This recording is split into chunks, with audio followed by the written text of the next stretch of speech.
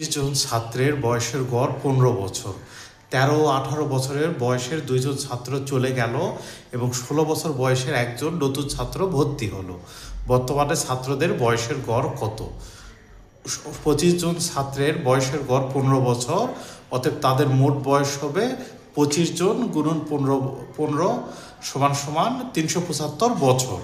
তাহলে 13-18 বছরের 2 জন ছাত্র চলে যাওয়ায় এবং 16 বছর বয়সের একজন ছাত্র ভর্তি হওয়ায় বর্তমানে ছাত্রদের মোট বয়স 375 মাইনাস 13+18 প্লাস 16 বছর।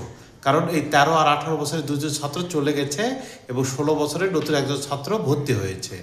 তাহলে মোট হবে 360 বছর। বর্তমানে ছাত্রদের মোট বয়স হলো 360 বছর যারা আছে, এবং বর্তমানে মোট ছাত্র সংখ্যা আগে ছিল 25 জন, 2 জন চলে গেছে, তাহলে 23 জন, আবার একজন নতুন করে ভর্তি হয়েছে, তাহলে মোট বর্তমানে ছাত্র সংখ্যা আছে 24 জন। তাহলে বর্তমানে ছাত্রদের বয়সের গড়, বর্তমানে ছাত্রদের মোট বয়স 360 বছর, আর বর্তমানে মোট ছাত্র সংখ্যা হলো 24 জন। তাহলে 360 24 দিয়ে ভাগ করলে 15 বছর হয়, অতএব বর্তমানে ছাত্রদের বয়সের গড় 15 বছর।